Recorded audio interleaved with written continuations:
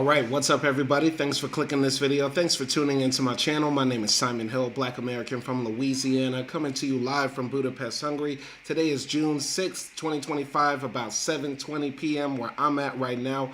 And this is episode 5 of our 12th book in our Book React series where we read an entire text cover to cover. And today we are continuing Mary Frances Winter's excellent 2020 book, Black Fatigue, How Racism Erodes the Mind, Body, and Spirit. You can pick up this book on Amazon for the humble price of only $17 paperback, barely $10 in Kindle version, and you should read it yourself. Support Black authors. Support Black female authors.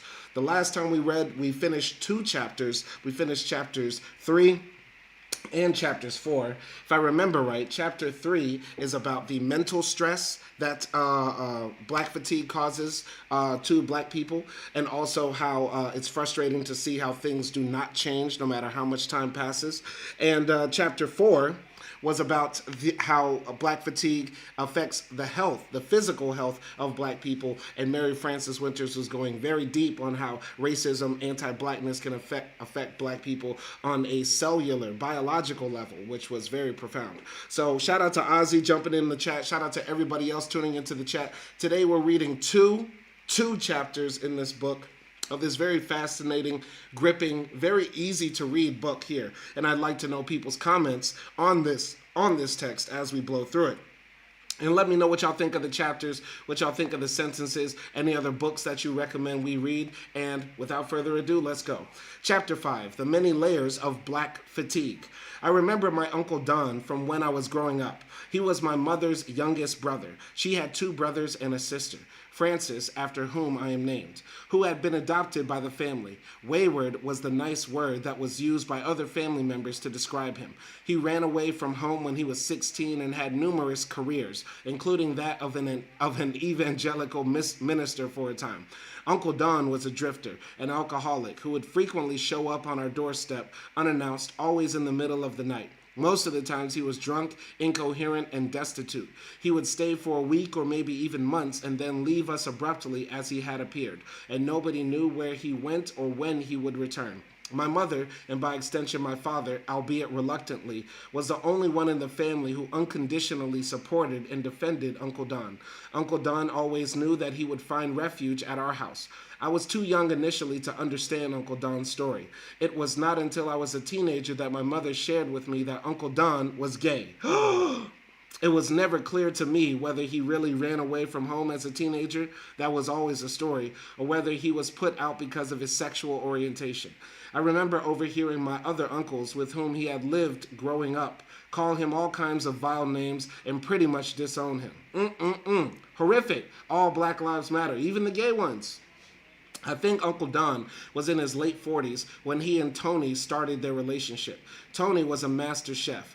I loved going to Toronto, Ontario to visit Uncle Don and Tony because he would be treated to the most amazing gourmet meals. He made the best Caesar salad from scratch. Tony took care of Uncle Don, who until his death at about age 60 had a drinking problem that resulted in some pretty bizarre behaviors that I will not share here. I share Uncle Don's story because he was a black gay man. His sexual orientation added another stigmatized identity. A stigmatized identity is defined as an identity that is socially devalued with negative stereotypes and beliefs attached to it. Being gay in the late 1950s and 60s was clearly a shunned identity, and Uncle Don did not really come out until he met Tony. As a matter of fact, I remember him having a girlfriend named Monica for a time. I cannot imagine the emotional turmoil that Uncle Don endured in trying to be who he was in a world where he was rejected, a world that categorized gays as aberrant and homosexuality as something someone needed to be cured of.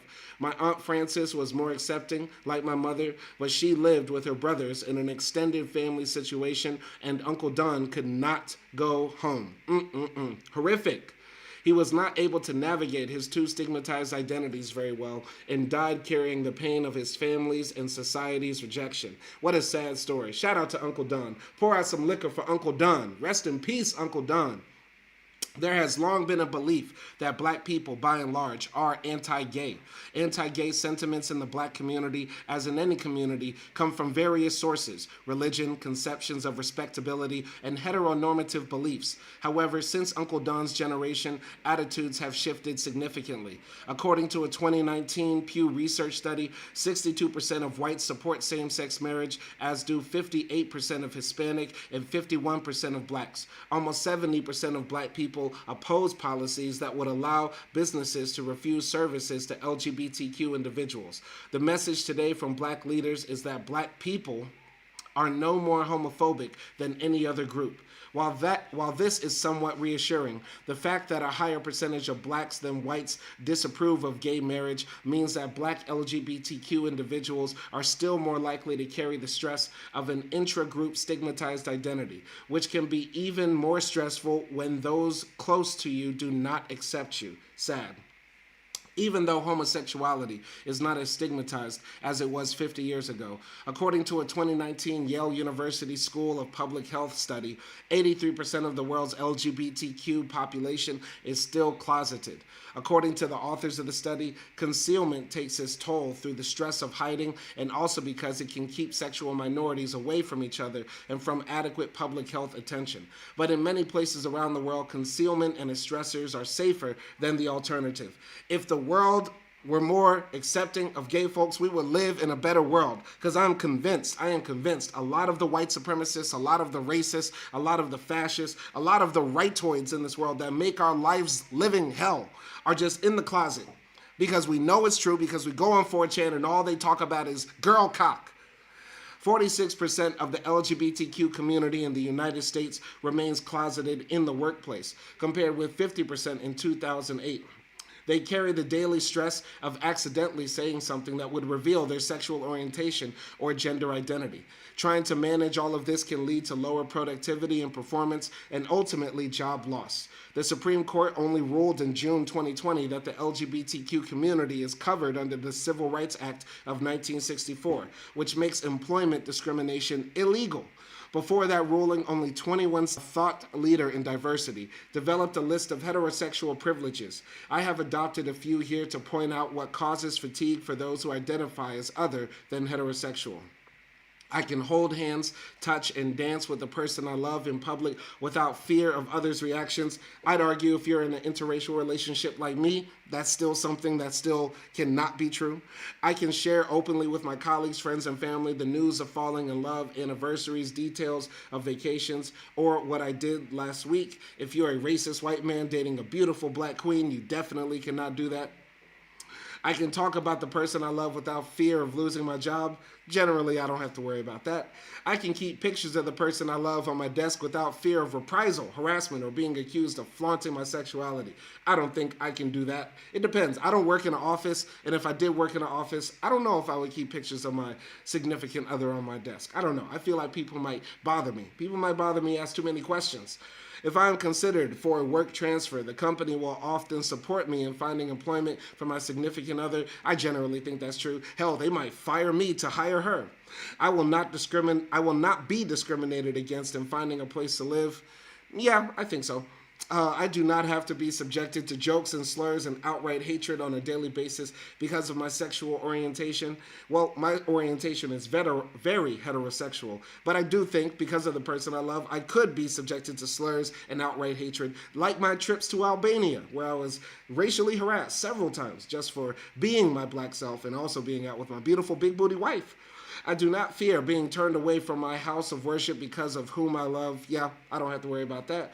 I do not have to live my life in secret, lie to people I love, or fear of being rejected and condemned by my parents or my family. Yeah, I don't have to worry about that. I do not have to fear that I will be attacked or beaten because of whom I love. I do worry about that. I do. I italicized the word fear to highlight it as the recurring emotion. In Chapter 4, I share the relationship of fear to health outcomes. Fear is often compounded when you live with more than one stigmatized identity. Race, sexual orientation, or gender identity, religion, and citizenship. Race and sexual orientation are just two permutations of intersectionality, a term coined by Kimberly Crenshaw. Shout out to Kimberly Crenshaw, professor at both Columbia Law School and the University of California, Los Angeles, originally to address the perpetual exclusion of black women in feminist, anti-racist discourse. The definition now takes on a broader meaning. Intersectionality recognizes that group identities such as race, gender, sexuality, class, religion, ability, citizenship, or immigration status, age, and so on overlap and intersect in dynamic ways that shape and continually reshape an individual's experience. There are multiple forms of privilege and oppression based on the various combinations. My Uncle Don is an example of just one such combination that serves to compound black fatigue. During one of the Winters Group's Engaging in Bold Inclusive Conversations trainings, one of the participants shared that he is gay, a Muslim, and from the Middle East. He said, "This is 3 strikes against me. When I wait for the train at the metro, I don't stand near the edge in fear that someone might push me into an oncoming train." I've definitely thought about that happening to me in Budapest, Hungary. This is why whenever I take the subway, and I rarely do, because I don't like going underground anyway, and plus that fear is very present with me. I worry about that happening. A crazy, white supremacist just boop. Because here in Budapest, they don't have the covers on the trains like how they have in Istanbul, okay? Nelson Moreno said, "Yo, these weed withdrawals going crazy." Nelson Moreno, I didn't know a man could have weed withdrawals. How much kush are you smoking? How much kush are you smoking? And is that Portuguese kush actually good? Continuing here. So, "I don't stand near the edge in fear that someone might push me on the train," said the gay Middle Eastern man. His fear stemmed from an incident reported on the news in which a person was arrested for attempting to do just that as he shouted, "I hate all Muslims and want to kill them." Let us consider the experience of seeking medical care as someone who is black, poor, and identifies as non-binary. Non-binary, also referred to as genderqueer, is a spectrum of gender identities that are not exclusively masculine or feminine, identities that are outside the gender binary of male-female. Chapter 4 chronicles the health disparities that exist for people who are visibly black. Now compound this with gender identities that are not even understood by many in the medical profession. For example, intake forms of medical records might allow gender options other than male or female, which leads to misgendering non-binary patients. Such patients then must educate medical staff, which can be a fatiguing, stressful experience. Research shows that at least 25% of those who identify as non-binary avoid seeking treatment because they fear discrimination based on gender identity.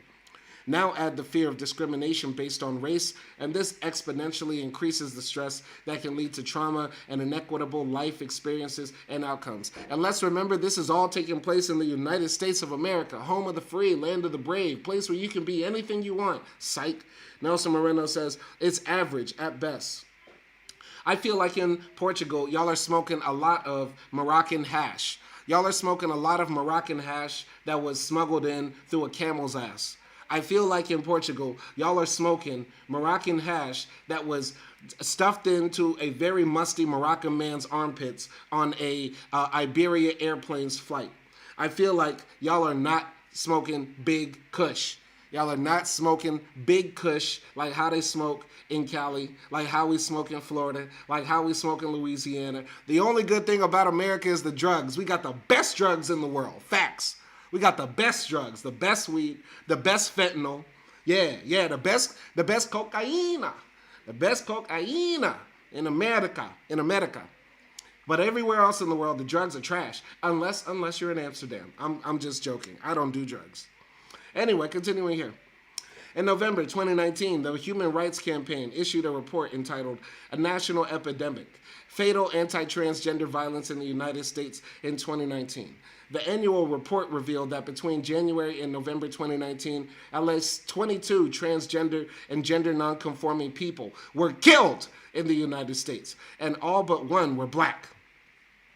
Also, since January 2013, the Human Rights Campaign has documented more than 150 transgender and gender nonconforming people who were victims of fatal violence. At least 127, 84% were people of color.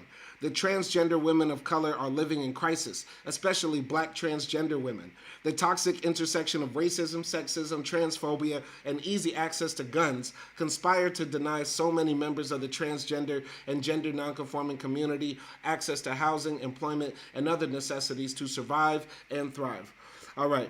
Nelson Moreno says Moroccan hash, exactly. But it's boats. It comes in the boats, but still, those Moroccan men are clenching them cheeks tight because when they get off of the boat and them Spanish guards pat them down and look them up and down to make sure that they're not black, they make sure they do that. When they do that cavity search, the Moroccan men are clenching tight, trying to keep every single baggie of Moroccan hash up that anal cavity. I don't smoke Moroccan hash. I don't smoke hash. When I was in Tunisia, they were smoking big hash. And I said, nope, I'm not smoking nothing that came in a camel's ass. Nothing. If that kush ain't crumbly, if it don't fall in your fingers, if it ain't that sticky, icky, no seeds, purple hairs, purple and yellow hairs, that white widow, them Girl Scout cookies. If you're not smoking that, I don't want it. I don't want it. All right? Nelson Moreno says, I miss weed like Elon misses Trump. The Elon and Trump situation is so hilarious. I only hope that they deport Elon Musk. It's so funny. Trump imported all those South Africans. He imported all those South Africans, and then he quickly realized why the South African whites are hated in Australia, in New Zealand, why they're hated all over the world. They go somewhere and they just become annoying. They're annoying Africans. They're annoying Africans. The white South African Boers are annoying Africans, and Trump found that out the hard way. It's hilarious.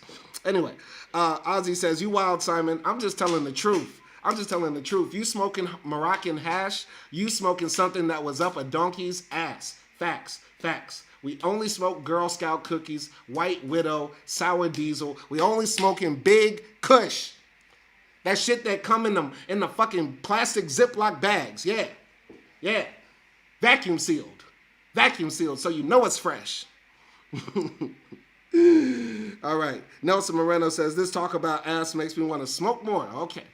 Anyway, blow something for me. Put something up in the air. It's Friday. Thank God it's Friday. Anyway, black fatigue. Black fatigue.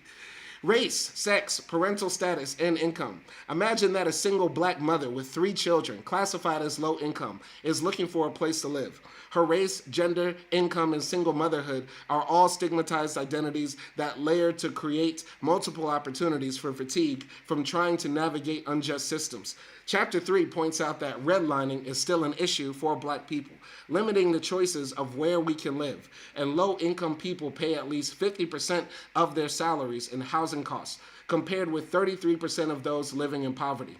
Compounding that poor black women are evicted at higher rates than poor men. Black men are locked up and black women are locked out, is how a study by the MacArthur Foundation put it.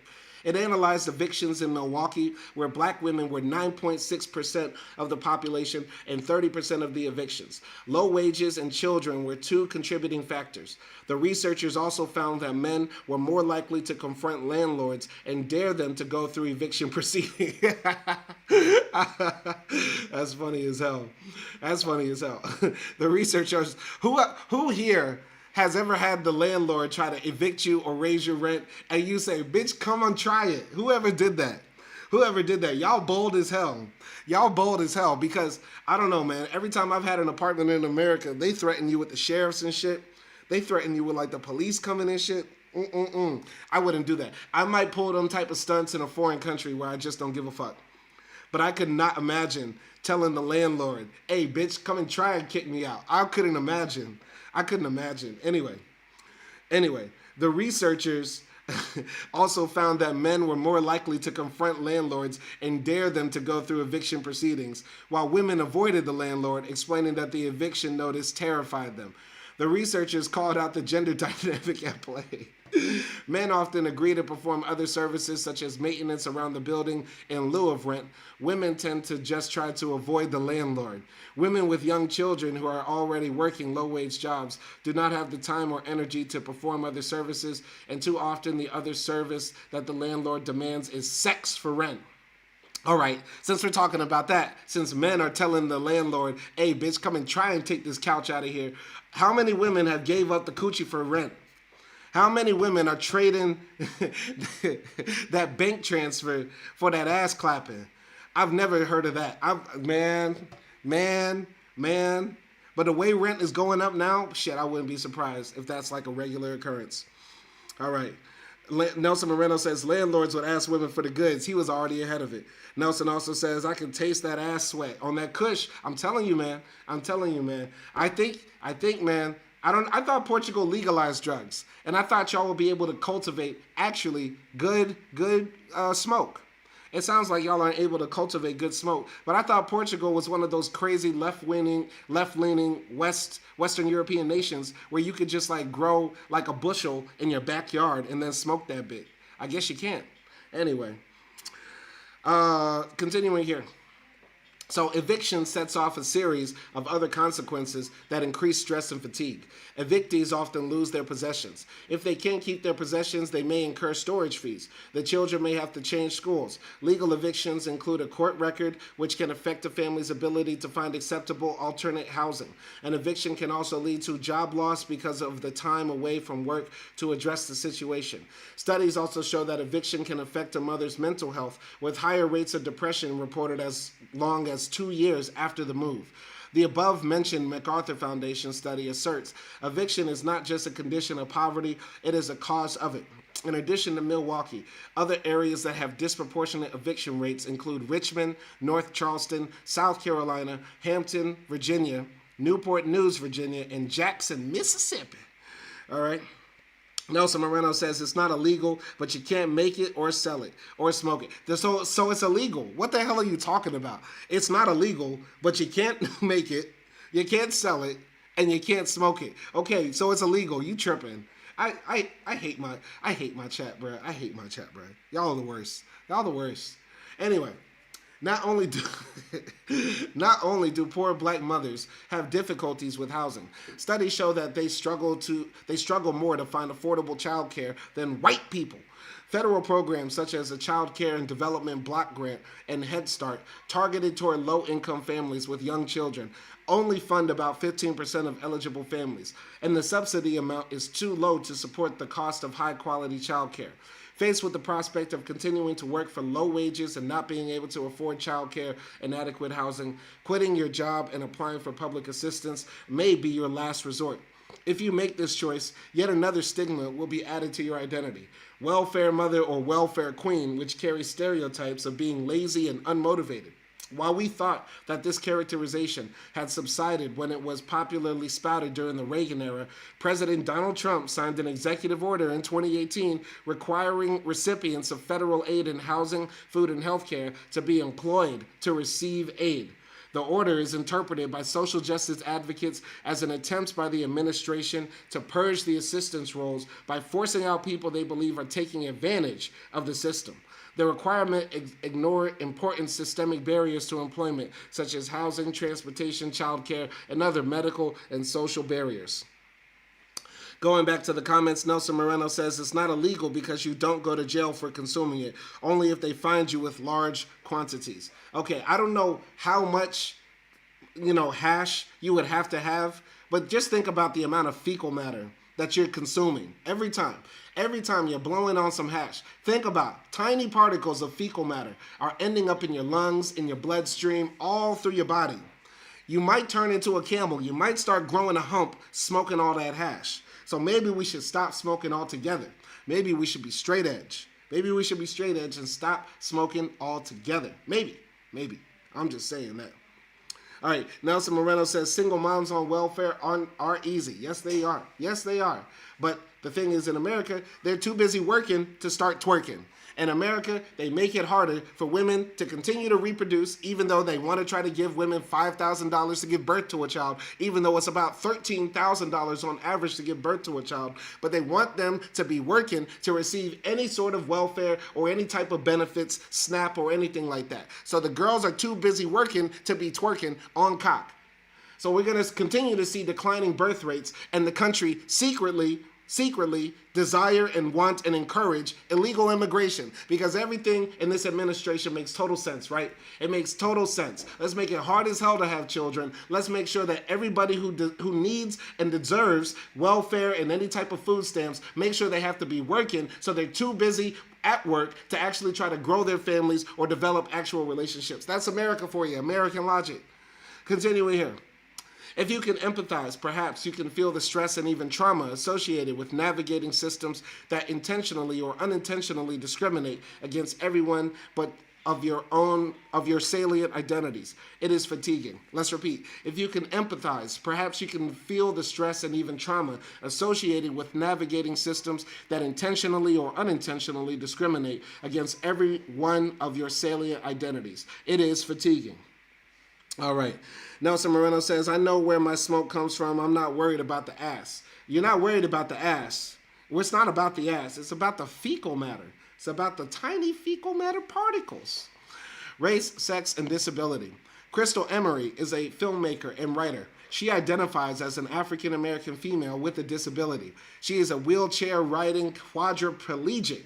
She writes in a 2016 Times online piece, I exist as a triple threat to our society's normative conceptions. White, male, able-bodied. She says that she never knows what people see first, her disability, her blackness, or her gender.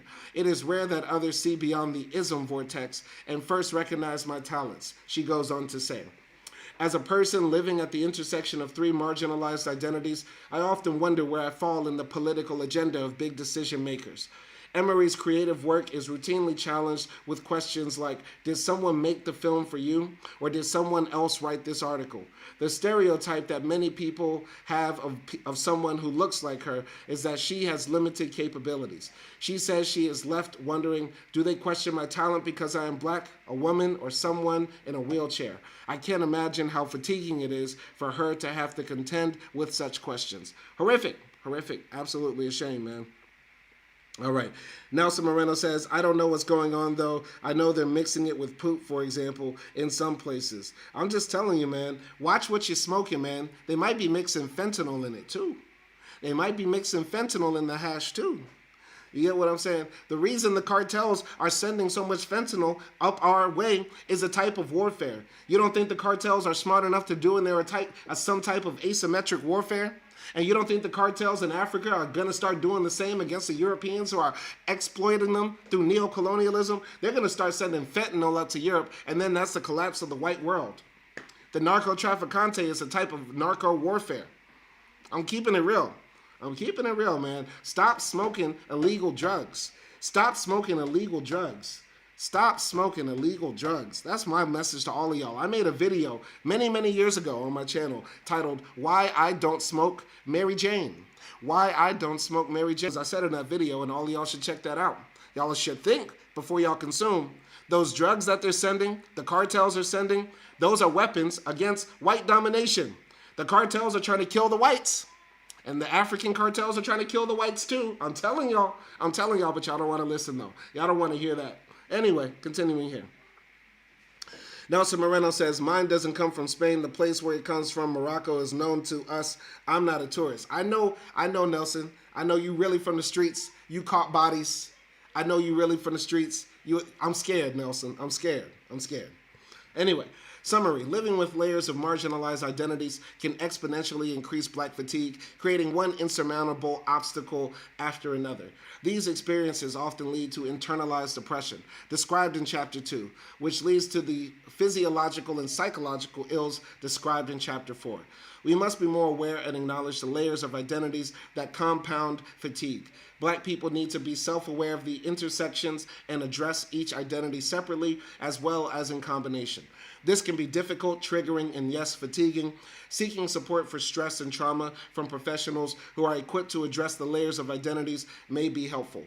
If professional help is not accessible, talking with trusted friends who may share the same identities or seeking out healing circles or other support groups as described in Chapter 4 may be useful. We must stop the one identity approach of addressing racism. We all have multiple identities, and black people almost always have more than one marginalized identity. Black and female, black and gay, black and poor, black and struggle tuber. And as described in this chapter, we might be navigating more than two marginalized identities. There are many different combinations of intersections that can potentially increase Black fatigue. The next three chapters explore Black fatigue for those who identify as Black women, Black men, and Black children. I thought it important to talk about intersectionality first, and then share how fatigue plays out at the intersection of the two most visible identities, race and gender for Black men and women, and lastly, how it manifests in Black children. All right, so she's about to go deep. She is about to go deep right here. So here's a quote from Malcolm X that I think we all know. We all know this quote already. The most disrespected person in America is a Black woman. The most unprotected person in America is a Black woman. The most neglected person in America is a Black woman. Malcolm X, Black Muslim minister, civil rights activist, and icon. All right. Nelson Moreno says, I want to try Fent while I'm crashing Cassie. All right. That's a wild habit. That's a wild habit, especially if you've been listening to what's been happening at the Diddy testimony, Diddy trial, like this week. It's crazy. Like it's gotten really nasty. It's gotten really nasty. That boy Diddy was a freak. Like Cassie was having like real fecal matter, like real fecal dumps all up in her mouth. Nasty. Diddy was smutting out every single woman he came across, taking them to trips to like Aruba for like 4 days. Next thing you know, she's in a hotel covered in baby oil while random, dudes are like smacking that ass up and down. It's nasty. Then what, dog? I wouldn't want to touch anything Diddy touched with another nigga's dick. You feel me? That's how nasty Diddy is, man. It's really bad. Anyway, going to the comments. Nelson want to say, I put a J on Melania's ass when she inhaled it. X is a goat, but I disagree with that quote. Okay. Tell me how you disagree with Malcolm X's assessment that the most disrespected person in America, a country that I don't think you visited, Nelson. A country I don't think you visited. How is not the Black woman the most disrespected person in the world, I would say? Tell us how. How is the Black woman not the most disrespected person in the world? Let us know. Let us know. Anyway, we're going to be reading chapter 6 and then calling it a day. But I will still be reading the chat. So y'all let me know what y'all think of the text. And I believe there's only about 10 chapters in this book. So I think we're about halfway done. And we might finish this book on Monday, because I plan on reading Saturday and Sunday. So we might wrap this up pretty soon. So let's continue. Say her name, Black Women's Fatigue. Let's zoom in. Malcolm X's assessment has not changed since 1962, when he famously uttered these words, I live at the intersection of blackness and womanhood. This intersection is fraught with its own unique manifestations of fatigue, some of which I have pointed out in previous chapters. Now, who wants to bet? Who wants to bet? Who wants to bet in this chapter she's going to have some hatred or some blame or some animosity, some static for Black men? Who wants to bet this Black woman in this chapter, she's going to be talking about, the fatigue that is real against Black women, but who's going to say it's going to come from Black men? How do you think? Who wants to place bets? I think it's 50-50, coin toss. There's a good chance, even though Miss Mary Frances Winters is very woke, even though Miss Mary Frances Winters is a woman that I do respect because I love this book, I still can't put it past, because I'm jaded right now. I'm jaded. I still can't put it past her to somehow blame Black men for Black women's fatigue. All right? So, Nelson Moreno says, when I see jails and people get embodied, I see Black men worldwide. I visited America in my headset, in my VR headset. I get what you're saying. Black men are like the corpses that the world is built on too. But, Black women go through the double issue of being women in a very sexist world. You get what I'm saying?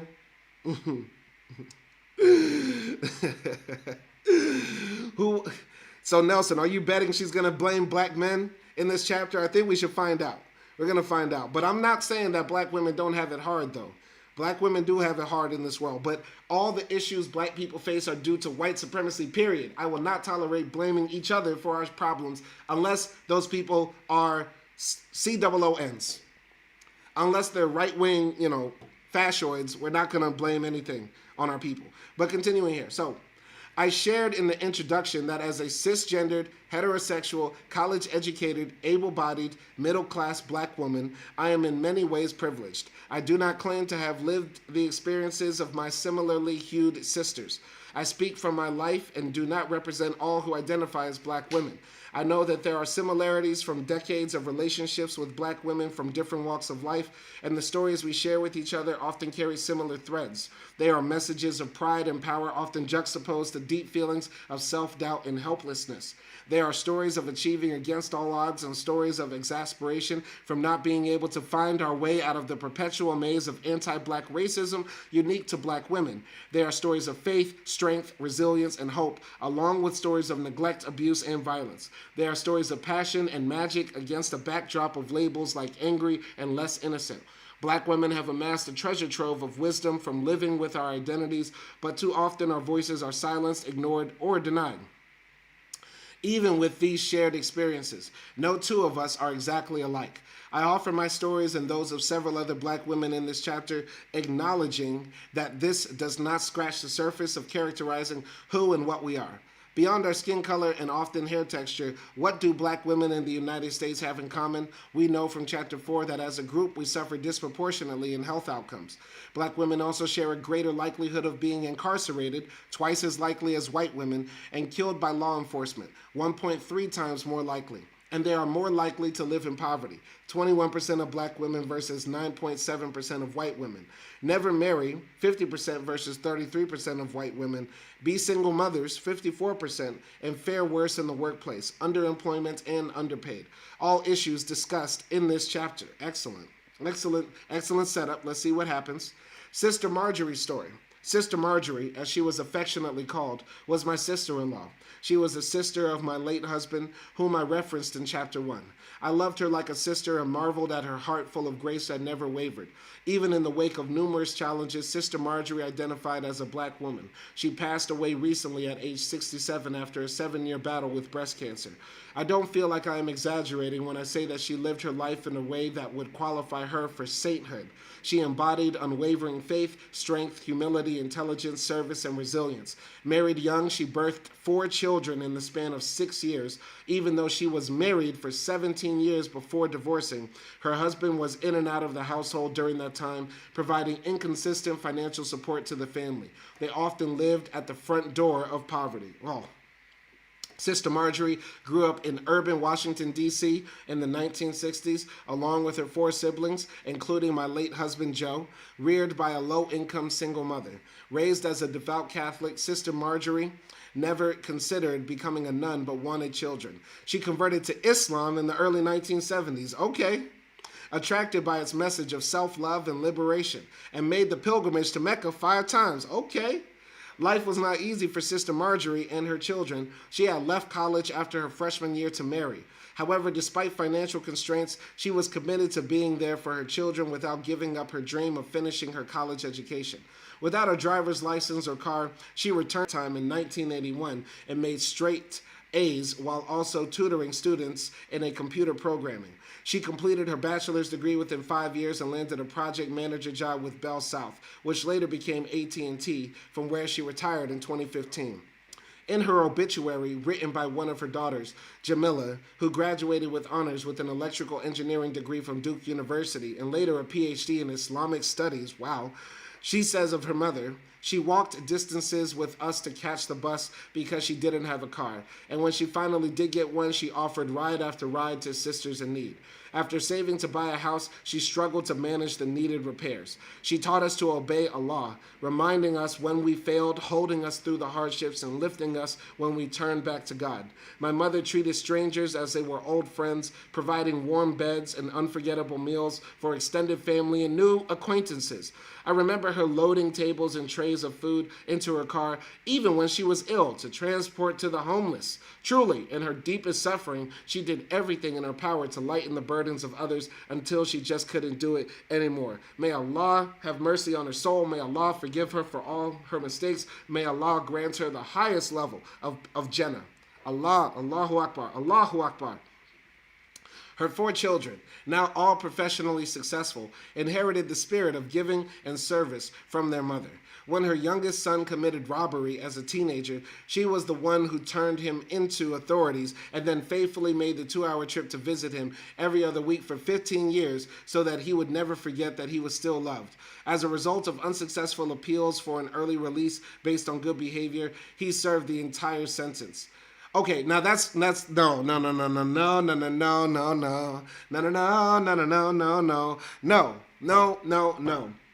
If you turn your children in, if you turn your black children in to the white man's criminal justice system, may Allah grant you the deepest levels of Jahannam. May Allah give her the worst punishment of all time. Because nothing is worse than sending a black man to the white man's hell, which is a jail cell. Horrific. Horrific. Doesn't matter what her son did. Doesn't matter what her son did. My baby innocent. Nah, fuck that. That's horrific. That's horrific. See, I was all on this lady's dick until she did this. I was all on this lady's dick until she did this. Fuck. Anyway. Within the Muslim community, she founded organizations to uplift youths and feed the hungry. My fondest memories of Sister Marjorie are our loving and engaging conversations in her kitchen as I watched her prepare meals for the homeless. She worked tirelessly, never complaining, in service of others, and loved everyone in her path unconditionally. She never complained of being fatigued, but I know that she was. To one degree or another, Sister Marjorie's story is the story of many black women. I know and have known many Sister Marjories who have simultaneously faced poverty and found themselves as single mothers attempting to protect their children while instilling strong values.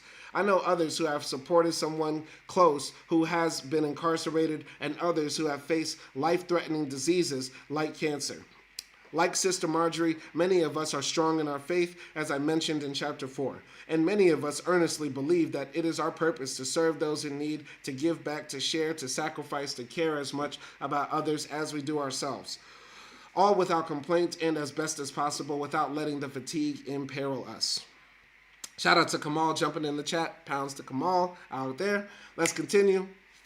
As mentioned in Chapter 3, black women are also disproportionately targeted by law enforcement. However, these incidents receive little media attention. Black women are disproportionately killed, raped, and subject to inhumane treatment. This lack of coverage was painfully evident when Nancy Grace, a former prosecutor turned media personality, reported on missing women. All of the women Grace reported about were white, and the obvious lack of coverage about missing black women led the late PBS NewsHour anchor Gwen Ifill to coin the phrase missing white woman syndrome to describe the media's exclusive focus on white women. Even with the new focus on police killings of black people, it is still difficult to find the stories about any of the known black women mentioned in Say Her Name reports. The Say Her Name movement was started by the African American Policy Forum with a report co-authored by Andrea J. Ritchie and Kimberly Crenshaw. Ritchie is a lawyer and activist for women of color, and Crenshaw is a full-time professor at the University of California, Los Angeles School of Law and Columbia Law School, known for introducing the concept of intersectionality specific to the intersection of race and gender. I referenced Crenshaw in Chapter 5. The concept emerged from 3 legal cases that Crenshaw critiqued in a 1989 paper dealing with the issues of both racial discrimination and sex discrimination. The court had decided that efforts that combined both racial discrimination and sex discrimination claims were not valid. The judge ruled against the plaintiffs, saying that black women could not be considered a separate protected class within the law, or else it would risk opening a Pandora's box of minorities who would demand to be heard based on intersections. Years later, in 2015, the Say Her Name Resisting Police Brutality Against Black Women report was published with the goal of bringing attention to the incidents involving black women who are not often given the same spotlight as black men. The report gathers stories of black women who have been killed by police and who have experienced gender-specific forms of police violence and provides some analytical frames for understanding their experiences. Despite being 7% of the population, black women have accounted for 20% of the unarmed people killed by police since 1999. That's crazy. That's a staggering number. 20% of the unarmed people killed by police since 1999 are black women, even though they're only 7% of the population. That's crazy. That's staggering. Breonna Taylor's 2020 murder by the police, mentioned in the preface, garnered and garnered, widespread. Garnered, don't you mean? I think that's a typo. All right, we got a typo. To be frank and to be fair, this is the first typo that I've seen in this book. And if you've been following the Book to React series, you notice that every book that I've read has had a typo in it. Doesn't matter if it's written by a PhD holding professor or, some guy, right? Or girl, right? Every book has typos. And this is the first one I've seen. So that's a good thing. Anyway, Breonna Taylor's 2020 murder by the police mentioned in the preface garnered widespread attention along with the Ahmaud Arbery and George Floyd killing, which happened around the same time and sparked a Black Lives Matter protests. All right. Nelson Moreno says he committed a few hate crimes. Beating up white pussy does not count as a hate crime. I'm sorry. Beating up the white pussy does not count as a hate crime. It doesn't count as a hate crime. It only counts if you killed the pussy. I'm joking. Stand by your man. Black women experience domestic violence at higher rates than white women. According to the Blackburn Center, 40% of black women will experience domestic violence in their lifetime, compared with 31% of white women, and are 2.5 times more likely to be killed by their partner than white women, causing the Black Women's Health Project to declare domestic violence the #1 health issue facing black women. I explore the reasons for these disturbing statistics in Chapter 7. I know women who have left abusive relationships. I know women who have stayed in abusive relationships. Black women are taught that they should protect black men and boys at all costs, like Megan Thee Stallion protected Tory Lanez. According to Tricia B. Bent Goodley, professor of social work at Howard University, black women have been found to withstand abuse, subordinate feelings and concerns with safety, and make a conscious self-sacrifice for what is perceived as the greater good of the community, but to their own physical, psychological, and spiritual detriment. All right. Nelson Moreno says, Simon, we got DDG versus Haley beef, Diddy trial, and 2 white supremacists broken up at White House. We need a live stream. This is the thing. I was reading the news all the time, and y'all wasn't checking in with me like that.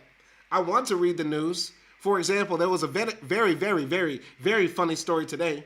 Did y'all hear that one of the South Africans that Elon Musk and Trump let in recently killed his wife in Virginia in the house that the government gave him while he was living on government subsidies and welfare checks? All the things the Republicans hate. That apparently the immigrants are coming and taking our jobs, getting free housing, free medicine, free cars, free clothes, free everything.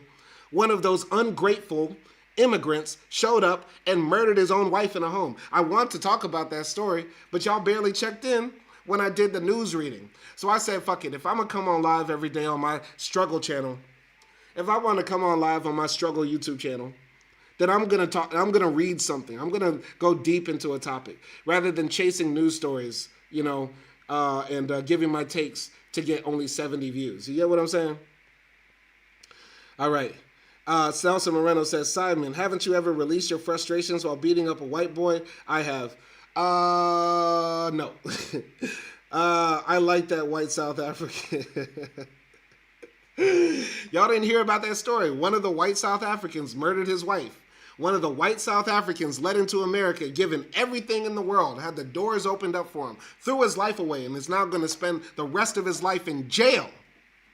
In jail. They're sending drugs, they're sending crime, they're sending rapists, some are murderers, and some, I assume, are good people.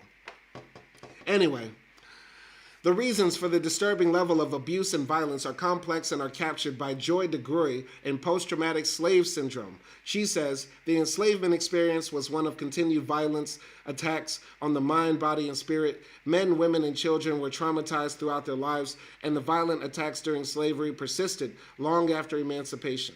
In the face of these injuries, those traumatized adapted their attitudes and behaviors in order to simply survive, and these adaptations continue to manifest today. Going here, strong faith. Black women are more likely than black men to turn to their faith to cope with abuse, racism, and sexism. While black men and women are both more religious than white men and women, according to a Pew Research survey, 80% of black women answered that religion was very important to them. And if you watch Pop the Balloon, you'll know this. If you watch Pop the Balloon, you'll know this. It's creepy. It's creepy. Compared with 69% of black men. Moreover, 78% of black men believe in God with absolute certainty versus 86% of black women. Results from a study published in the Journal for the Scientific Study of Religion show that religious guidance and being active with a religious community moderate the effects of racism on psychological stress, offsetting but not buffering the effects of discrimination. Unless you go to an Indian masjid. Unless you go to an Indian masjid. So, just pray on it is often the advice that black women give each other and offer and others to deal with their life's burdens. Strong belief in an omnipotent, omniscient, omnipresent God who would never leave us or forsake us is how many of us endure. The black church is a place of refuge where you know your blackness is unconditionally accepted. You are uplifted and supported and leave Sunday service with the strength to survive another week. Faith without works is dead. James chapter 2, verse 26. It is the combination of our faith and persistent work for justice that has brought us this far. Black women are able to thrive in spite of centuries of denigration. So, black women in body image. As in every other aspect of society, dominant culture defines beauty too. The Western world has a Eurocentric concept of beauty: thin, white, or very light skin, long hair, preferably blonde, and blue eyes. During slavery, black women's bodies were violated and negative images surfaced of black women as hypersexualized breeders whom slave owners used to populate their slave stock. The historical image of black women in media was either that of an overweight mammy or that of a hypersexual Jezebel. During the 2020 Black Lives Matter protests for racial justice, Quaker Oats decided to discontinue its 130-year-old stereotypical Aunt Jemima mammy imagery and branding. Halle Berry is still the only black woman to win an Oscar. Well, that's crazy. Is that still real? I feel like that might have changed. But Halle Berry is still the only black woman to win an Oscar in 2001 for Best Actress for her performance in Monsters Ball. Some critics say that it was not her best performance and that it exploited the stereotype of the hypersexualized black woman. Angela Bassett publicly stated that she turned down the role for that reason. If Angela Bassett does not have an Oscar for Best Actress, this world don't make no sense. Nelson Moreno said, Trump just said that Elon wanted to give him a booty massage. See, now y'all just making stuff up. Now y'all just making stuff up to get me riled up. Listen, we all know Trump is eventually going to get exposed for being on Epstein Island. And guess what MAGA will do? Nothing. They don't care. They don't care. Trump could literally spit in a child's mouth and fuck a baby on the White House lawn, and MAGA will still stay, that's my president. Well, he must have had a good reason. He's making the country greater. You know, Joe Biden couldn't say 2 words. Exactly. Doesn't matter. I don't even care about Trump anymore, to be honest. I don't care because all of America is fucking retarded. All of America is fucking retarded for allowing that charlatan, that scam artist, that rapist, convicted rapist up in the White House, man. You get what I'm saying? So that's why I'm screaming free Diddy and fuck Donald Trump. I really don't care. Anyway, some critics say that it was not her best performance. Okay, we already got that about Halle Berry.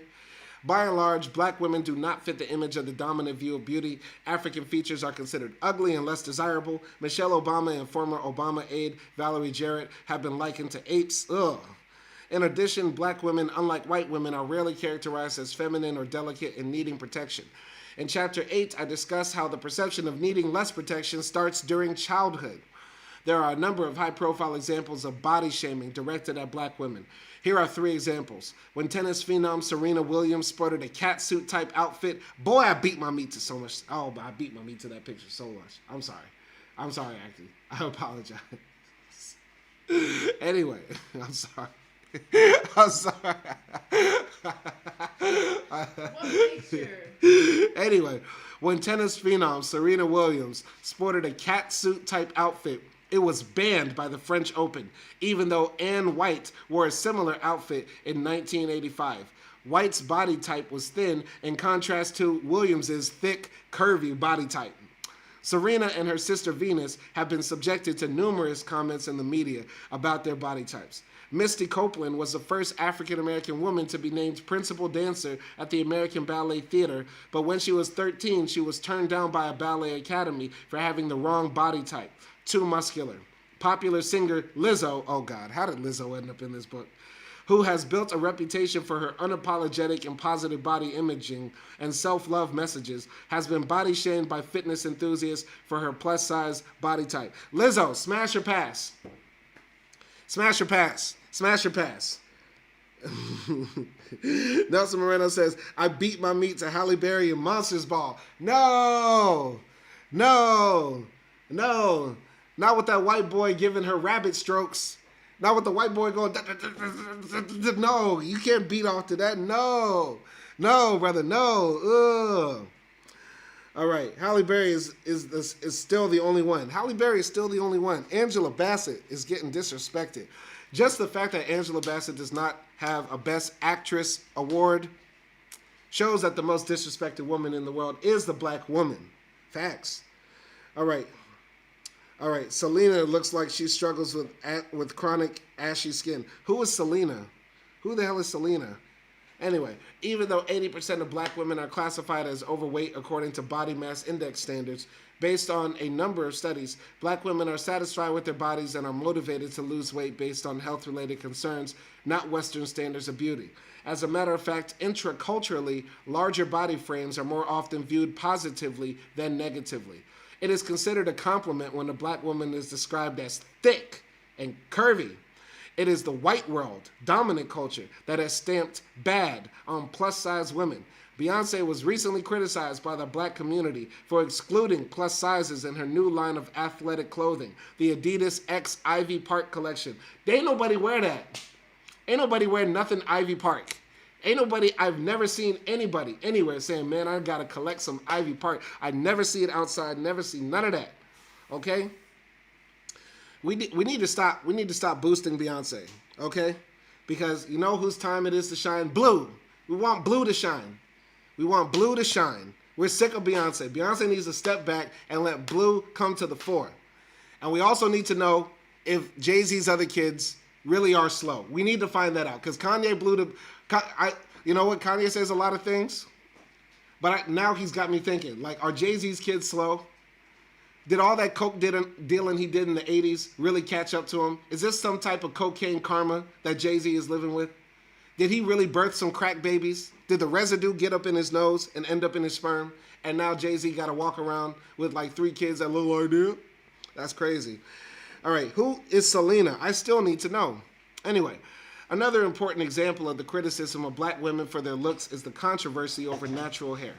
Based on a study conducted by Cornell University School of Industrial and Labor Relations students in 2016, while the corporate world accepts women with natural hair, it is considered less professional, especially by white women.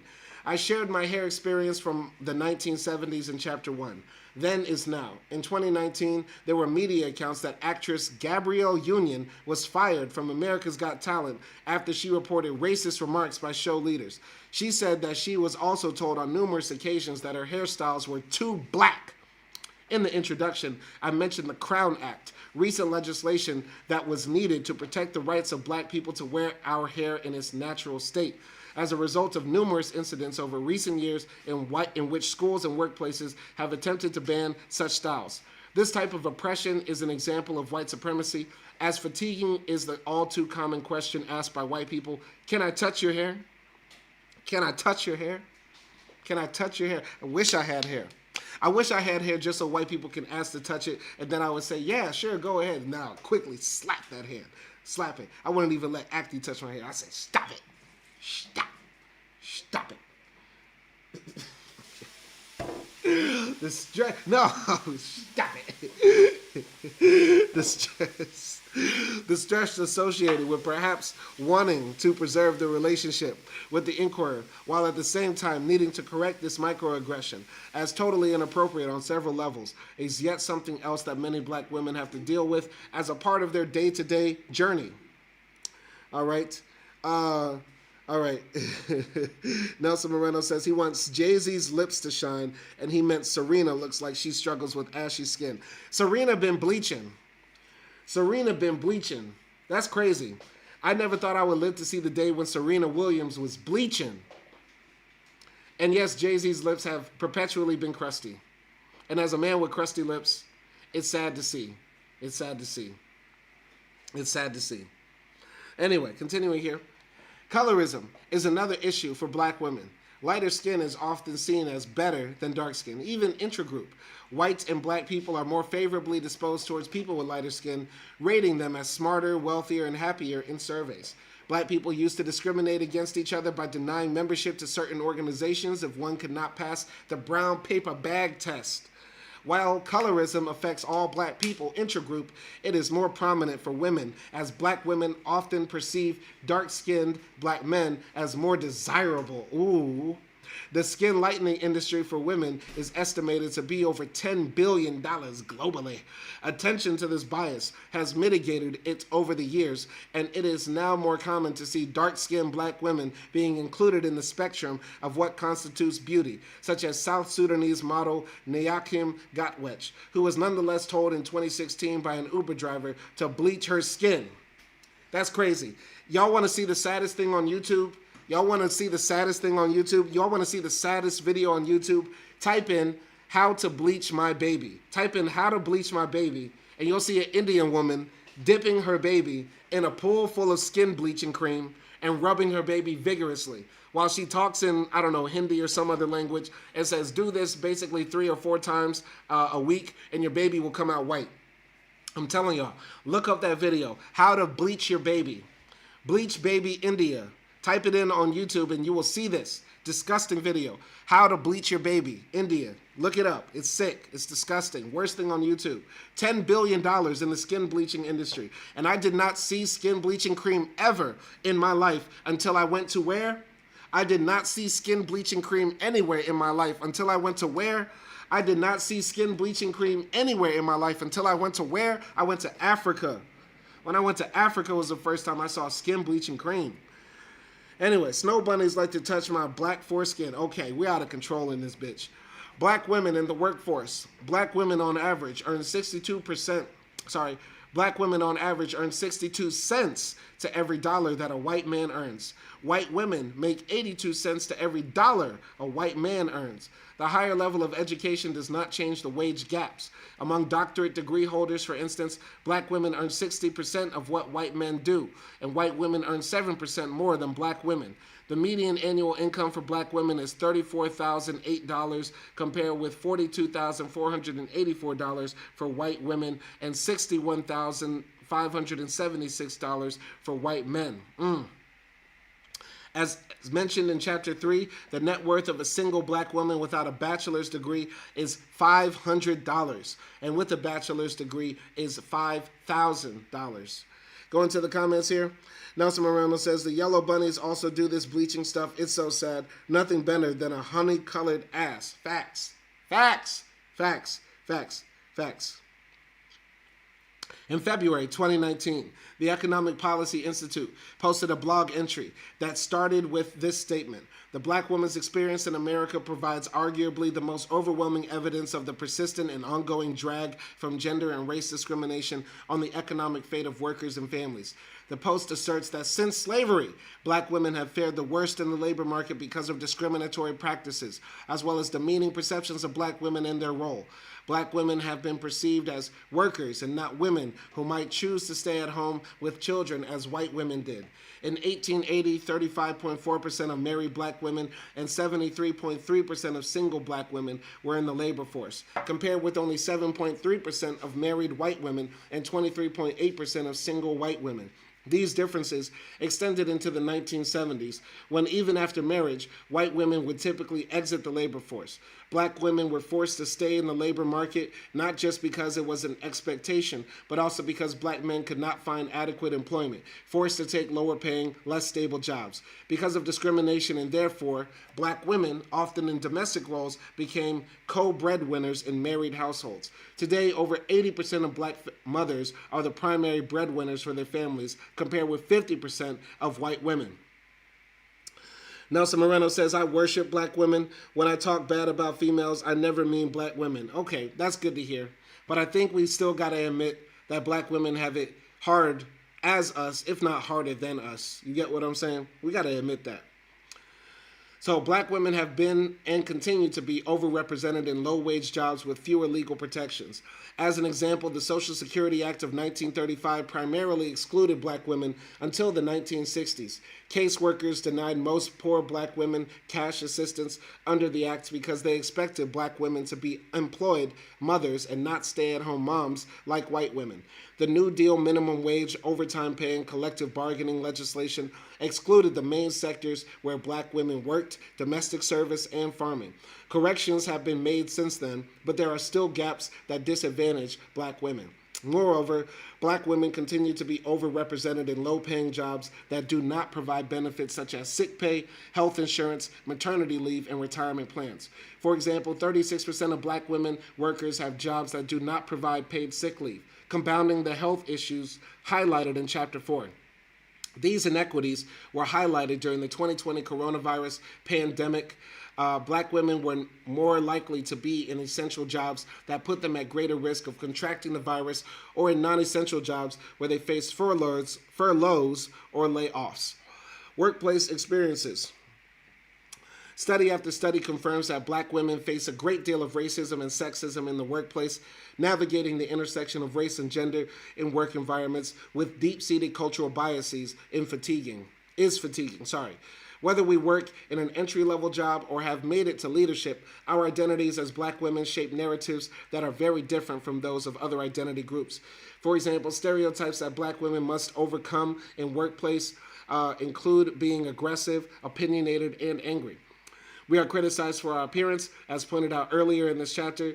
As I highlighted in Chapter 1, when I was in the corporate world, I spent a lot of time trying not to be too aggressive, yet assertive enough so as not to be labeled too passive. Both are characterizations that I received. As previously mentioned, I was told that I should straighten my hair when I sported a short afro style. The fatigue of trying to change myself to fit some archetype of the corporate culture led me to leave the company. According to a survey by the Center for Talent Innovation, 36% of black women said they intended to leave their current employment versus 27% of white women. All right. Nelson Moreno says, black women deserve statues that reach the sky. A black woman's toenail, Peon Musk. Facts. Nelson's spitting right now. Anyway, here are our beautiful black queens. I'm glad I lost the bet. Nelson Moreno, we lost the bet. She didn't blame black women. She didn't blame black women's failures on black men. I'm glad. She's not bashing the brothers. It's not the end of chapter. It's not the end of chapter yet. We got a few more pages to go. You know this book is written by a black woman, so you know she's just going to go on and on and on. There's a few more pages to go, but we're going to blow through it. We're going to blow through it real quick. All right, because I got other issues I need to do too. So let's go here. All right. So the angry black woman is probably the most... All right, hold on, wait. Before I continue, though. All right. FMK. We playing FMK with the picture ladies. All right.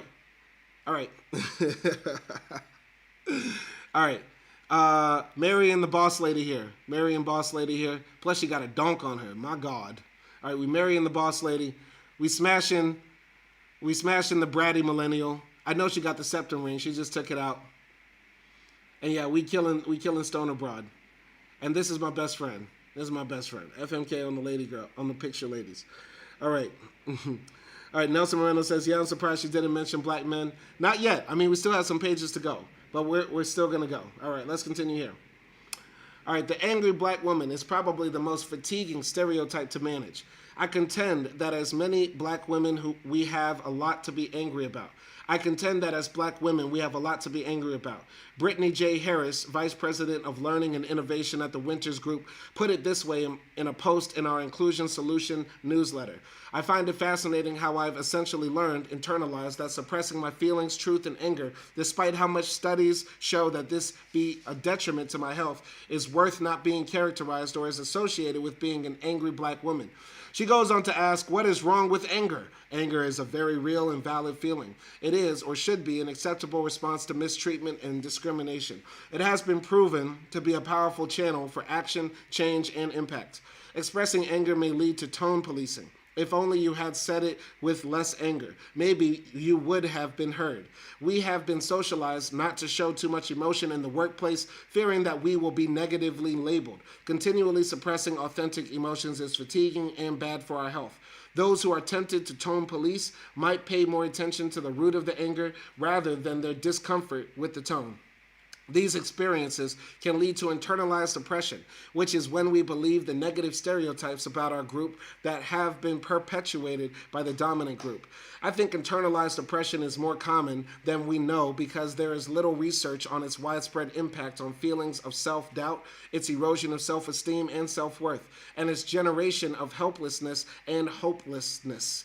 Internalized oppression generated by systemic racism can lead to a feeling of needing constantly to be on guard and increase stress levels.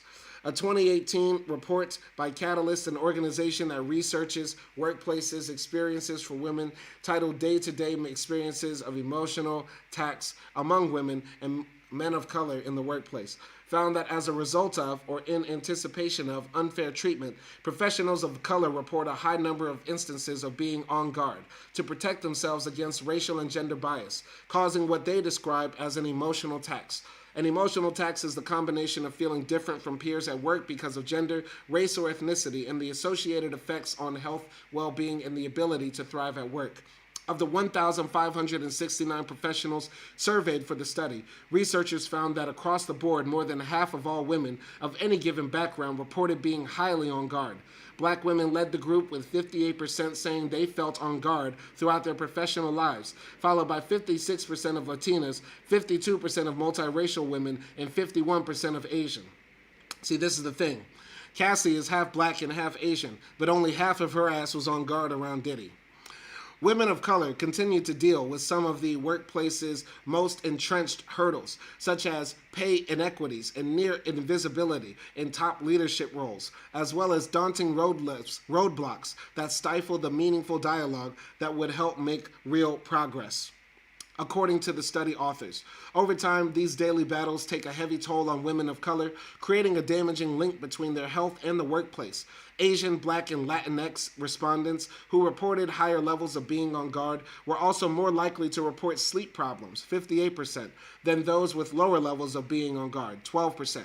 Confirming the results from the Catalyst study, Lean In and McKinsey and Company conduct an annual report on women in the workplace. According to the 2019 report, black women continue to experience the worst workplace outcomes. For example, black women are much less likely than any other group to feel they have an equal opportunity to grow and advance, that the best opportunities go to the most deserving employees, that they are supported by their managers. They also report that they are less happy at work and more likely to leave their company than white women. This and other studies confirm that black women are likely to report being just as ambitious as white women, if not more so, desiring higher level roles in their organizations, but they are the least likely to be promoted. Black women represent 18% of the professional workforce, according to Lean In and McKinsey and Company study, but occupy only 4% of the C-suite, compared with 30% and 18% for white women.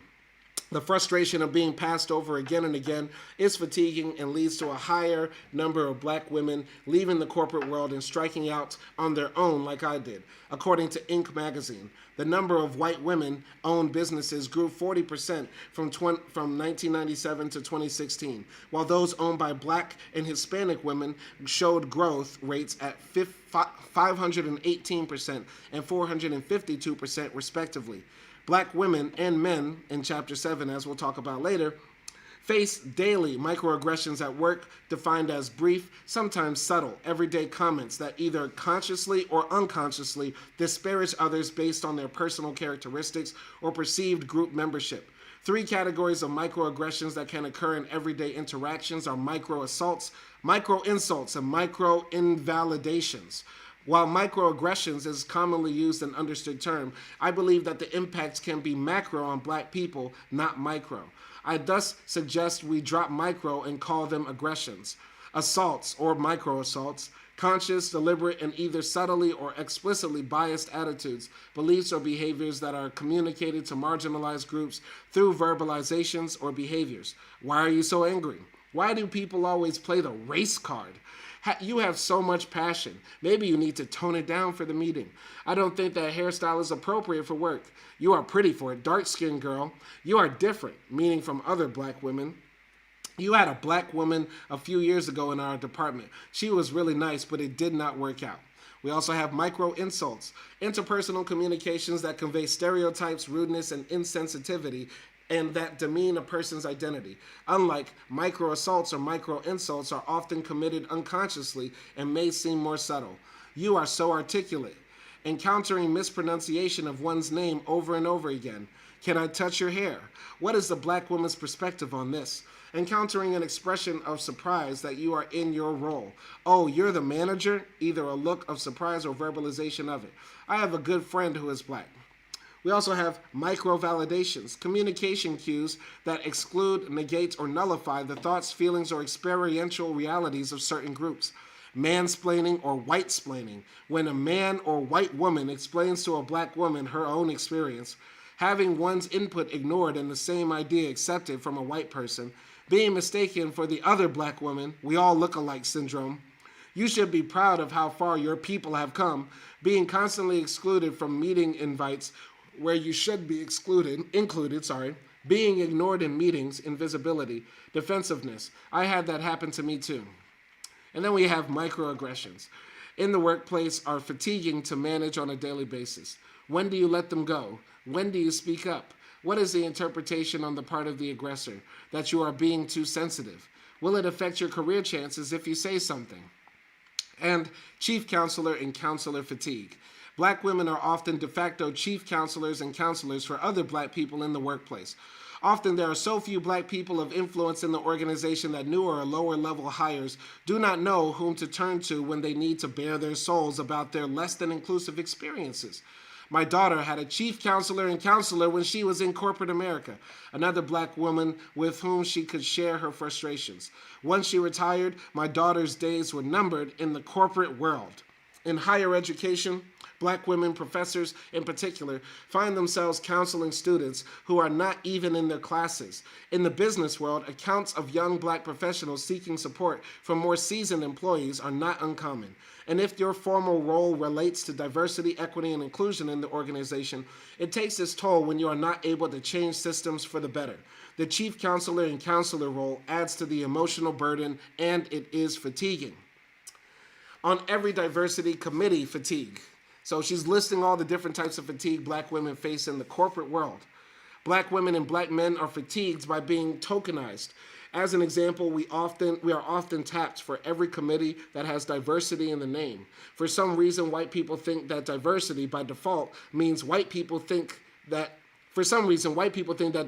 by default means you pick the black person.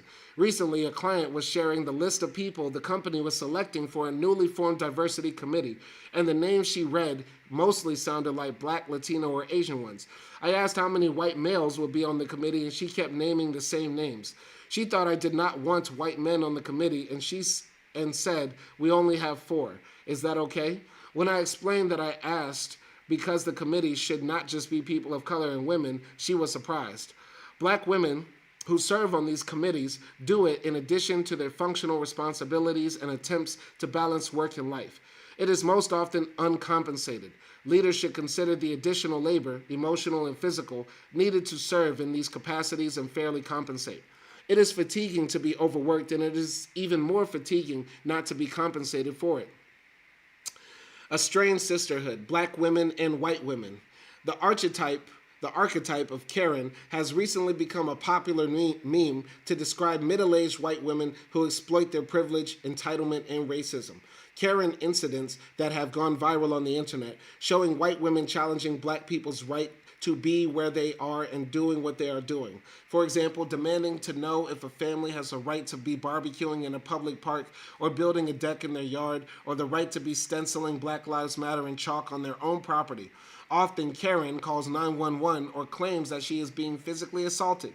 Amy Cooper's Central Park attack against Christian Cooper, the bird watcher referenced earlier, is a prime example of a Karen incident. Throughout my career, my most difficult interpersonal relationships have been with white women who tend to minimize, patronize, and sympathize rather than empathize or acknowledge the differences that exist between us. In 2001, academics Ella Edmondson Bell and Stella Nicomo wrote the book Our Separate Ways: Black and White Women and the Struggle for Professional Identity, a seminal work that put a spotlight on how black women's and white women's work experiences differ. Go into the comments. Nelson Moreno says diversity scares them in a deep, guttural level. I think so too. I think a lot of white women are intimidated by black women, right? Because black women have a sort of type of strength that they have been socialized into that allows them to stand up to white men sometimes, something that a lot of white women can't do, which is why you see white women a lot of times bully non-black people, right? Because these are the people that they have, or at least they're projected to have some sort of standing over, right? You see the Karens turning up on a group of young black boys. You never see the Karens turn up on white men, unless the white men are already behind bars. White women will have all the smoke for Harvey Weinstein when he's behind bars, but not when he's outside. But white women will have all the smoke for every black boy that they see riding a bike in a neighborhood they're not supposed to be in. You get what I'm saying?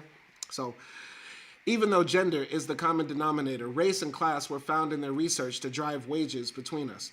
They found that white women, even if unwittingly, more often align themselves with white men. Some 20 years later, their findings hold true. The fact that 94% of black women voted for Hillary Clinton and 47% of white women voted for Donald Trump, Mr. Grab 'em by the pussy, in the 2016 presidential election is a prime example of our significantly different worldviews. Today, black women tend not to participate in marches and rallies organized by white women because our unique issues are often minimized or ignored. History tidbit: while black women were very active in the struggle for universal suffrage under the 19th Amendment, they were primarily excluded from joining white women's organizations or participating in marches for voting rights. Rachel Elizabeth Cargill, who writes and lectures on things that exist at the intersection of race and womanhood, wrote a piece in Harper's Bazaar entitled "When White Feminism is White Supremacy in Heels." She asserts that instead of listening in order to understand the unique experiences of black women, white women are often more concerned about their feelings and hurt, defined by Robin DiAngelo as white fragility. See any attempts to isolate their issues unique to women of color as disunifying, or resort to the white savior complex. All the things I have done for black people. I recently facilitated a session for a women's leadership program at a large university. As part of the experience, we separated white women and black women for a 30-minute caucus session. They were assigned a series of questions to explore, including the following: how am I viewed as a member of this group? How do I experience belonging? When am I aware of my group membership? How do I experience power as a member of this group? What rules have been advantageous for me as a member of this group? Black women shared their observations. They are more apt to be supported by other BIPOC, Black, Indigenous, and other people of color women than white women. Black women are expected to be strong and not emotional. If a white woman cries, it is taken seriously and someone's head will roll. An oppression Olympics is not uncommon between white women and women of color. Some of the white women were concerned that we had separated the two groups, saying that they thought it would be better to talk about their shared experiences as women.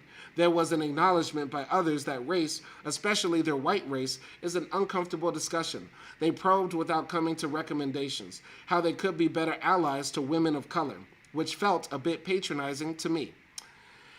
From sabotage to support a new vision for feminist solidarity in the workplace, authors Joy Wiggins and Kami Anderson say that when white women undermine and dismiss the experiences of BIPOC women, it cuts those women down and takes away their power. It is important to understand the history of feminism and white feminism in particular. The first step is to understand those sabotaging behaviors. Do your work and seek to educate yourself on how you can be a better ally. Black woman to black woman. Okay, I feel it's coming. She's about to jump to black men somehow hate black women. I feel like it's heading there. My spidey senses are tingling. But let's read this section. White women do not always support us as we would like to be supported, and we do not always support each other as we might. Again, historical racism has influenced this complicated relationship. Since slavery, black people have been taught that we are inferior, and that intergenerational memory carries this belief on today for many of us. If your information about black women comes primarily from reality TV, you might get the impression that black women do not support each other. We are portrayed as conniving, bitter, contentious, and hating each other. This, from my perspective, is not an accurate portrayal. However, negativity sells. As with everything related to race, the relationship between black women is complex. In part, our lack of support for each other is internalized oppression. When we do not feel good about ourselves, we project those feelings onto others like us. Other reasons for a lack of intragroup support in the workplace is self-preservation, recognizing that black women comprise two stigmatized identities. There may be an urge to distance ourselves from other black women so as not to compound the already negative impact of these identities in the workplace. I have heard black women say that they will not join the Black Employee Network group because they wish to lessen their identification with their race. Black women are also less likely to join the Women's Employee Network group, but for the reason outlined in the previous section. More than once, I have been told by black women in a position to hire the Winters Group services that they had to hire a white organization instead because of optics. It might look like giving preferential treatment to a black-owned company, and there is evidence that people are penalized for advocating for diversity. In a study conducted by David Heckman and colleagues and published in the Academy of Management Journal in 2016, they found clear and consistent evidence that women and people of color who promote diversity are penalized in terms of how others perceive their competence and effectiveness. Women and people of color are more apt to come under attack when they speak out for those in their identity group in a way that white men are not. Joy DeGruy posits that jealousy and envy within the black community, leading to the crab in the barrel syndrome, can come from deep-seated beliefs of inferiority. For example, if another black person is promoted over you and you believe that all black people are at the bottom of the barrel, so to speak, then this must mean that you are even more inferior. I am lower than the lowest. If a white person is promoted, while you might think it unfair, it is expected. Navigating these often conflicting and compounding issues is stressful and fatiguing. Notwithstanding these complexities, I think for the most part, black women are very supportive of each other. We share kindred experiences and often find it fatiguing. We often find fatigue reducing to commiserate about them.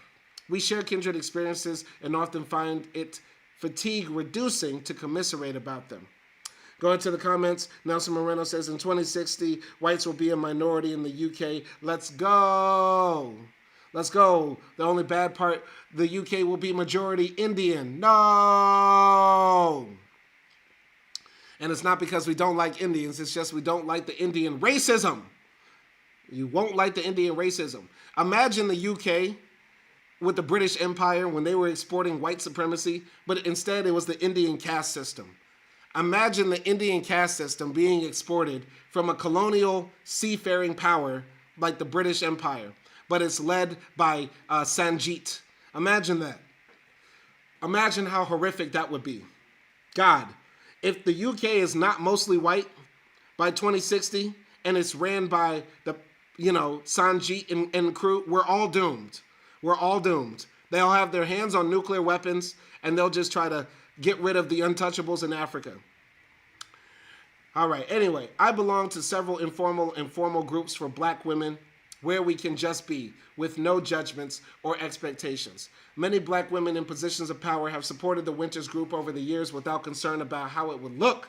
I am particularly interested in giving back by offering scholarships and employment, and through the Winters Group's social responsibility arm, Live Inclusively Actualized. In the past 2 years, we have donated over $150,000 to organizations that serve black women and youths. Okay, I thought the next section was going to be about black men, but it's not, thank God. All right. Black girls are magic. Hashtag. What do we do to survive and thrive in a world that too often denigrates us? We keep on keeping on, as my elders used to say. We make sure about our magic. Black Girls Are Magic, abbreviated Black Girl Magic, is a movement that was started by Kashawn Thompson in 2013. Black Girl Magic is a term used to illustrate the universal awesomeness of black women. It's about celebrating anything we deem particularly dope, inspiring, or mind-blowing about ourselves. This movement which has gained a huge following of black women and girls, is designed to counteract all the negative stereotypes about black women and to create a space where black girls and women can affirm our power and unique beauty. According to Thompson, when black girls and women make the news, breaking barriers and making history, we highlight their accomplishments with these hashtags. When black girls and women show up for ourselves and for others, we want the world to know this is who we are and how we always have been. We do not have to be supernatural or superhuman to be magic. We just need to be. There are a number of companies that are doing more to illustrate black girl magic in their advertising, products, and awards and recognitions. There are more books written by and for black girls, such as the Doc McStuffin series. There are many more black dolls to choose from, such as the line from American Girl, and black women are more often recognized for their work in movie roles that move away from the historical images of mammies and Jezebels, such as Lupita Nyong'o and Danai Gurira's role as strong women who chart their own paths in love and war in Disney's Black Panther movie. And of course, beyond fictional characters, there are strong black women role models throughout history and today in the likes of Michelle Obama, Oprah Winfrey, Ava DuVernay, Janet Mock, writer, producer, and transgender rights activist, Tarana Burke, who started the Me Too movement, Ruth Carter, custom designer for Black Panther, Sheila Jackson, co-founder of Black Entertainment Network and the first black female billionaire, Venus and Serena Williams, Mae Jemison, and many more household names. And then there are the unsung black girl magicians, whom we call mama, big mama, auntie, sister, grandma, nana, and a host of other terms of endearment because of the love they gave and the sacrifices they made to influence who we are. In summary, the compounding and complex conditions and issues that black women face are especially fatiguing. Black women are stereotyped as workers and have internalized this characterization by overachieving, self-sacrificing, and neglecting our health and dismissing the need for self-care. Black women must unapologetically prioritize rest as a part of the movement toward equity and liberation. We are not looking for saviors. We need authentic support from white women and men in the form of allyship and power brokering. We want our voices to be heard, accepted, and validated. And we want actions to be taken that are specifically intended to dismantle systems of racism for black women. Some systems are harder to crack than others. Let's tackle one, inequities in pay, because they are tangible, quantifiable, and fixable. If we started there, it would go a long way in eradicating other forms of injustice. There is no black woman archetype. Each of us is unique, coming from myriad circumstances with an infinite number of lived experiences. And even though we have been disproportionately used and abused throughout history, we have made and continue to make groundbreaking contributions to society. And we want you to know that we are fatigued with the struggle, and we are asking you to listen to our call for justice and equity. And despite it all, we are unstoppable. Excellent chapter right here. Loved it, loved it. Beautiful chapter. Well written here. Okay, this is the famous Rorschach test. I see a wine glass. I see a candle holder. Some people might say Diddy kissing one of the boys at the freak-offs. Who knows? I am a man of substance, of flesh and bone, fiber and liquids, and I might even be said to possess a mind. I am invisible, understand simply because people refuse to see me. Ralph Ellison, American novelist, literary critic, and scholar best known for his novel Invisible Man, one of my favorite books. Anyway, we will read Chapter 7, I Can't Breathe, Black Men's Fatigue, in the next live stream. And we'll also read Chapter 8. I don't know the title as well. But this is an excellent book. I'm glad many people stuck in. Shout out to my guy Nelson Moreno for a lot of the funny posts in the chat section. Fire emojis to you, my brother. Comrade, sorry. And yeah, shout out to Kamal, shout out to Ozzy, shout out to everybody who's going to watch this on the playback, shout out to everybody who's interested in reading and learning and growing and developing. That's why we do this on this channel. I will catch y'all tomorrow, and y'all be easy out there. Peace.